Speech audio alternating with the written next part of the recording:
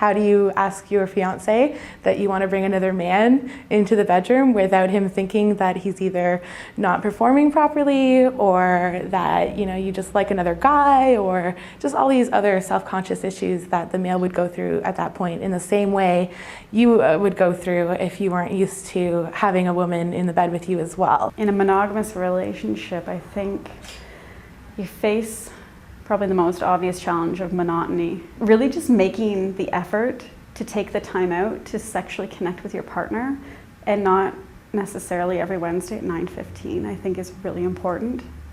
In fact, I say don't schedule it, just make the effort, you know? Be creative. I think the more creative you are, the more you'll benefit from it, you know? There's nothing wrong with a little shower sex in the morning. I've noticed that a lot more men are open to a little bit of spanking, or being held down, or maybe some spitting, or anal play as well, right? So you just kind of have to have that conversation with them and communicate. I've only slept with one person. I've kissed 3 people, but really, I mean, one.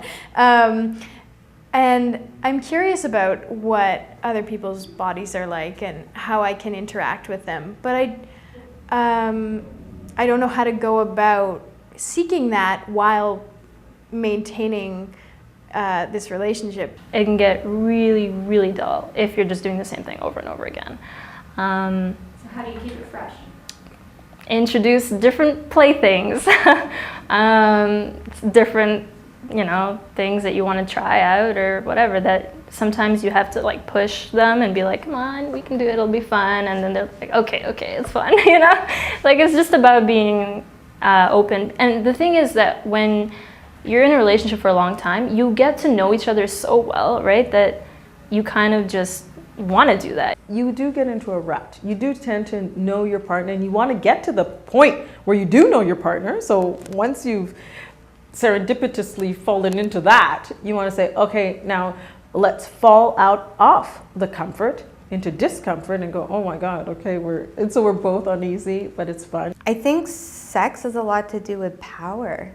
And I think sex has a lot to do with either relinquishing power or exerting it. So I think playing with that in such an intimate moment or vulnerable moment makes it even more exciting. If in your sexual life you're expanding and you're growing and you're learning more about yourself, that type of control and the things that you learn about yourself is going to spread, and you're going to be better at work. You're going to have more control over what you want in your life, in your job, in your family, and in all realms of your life.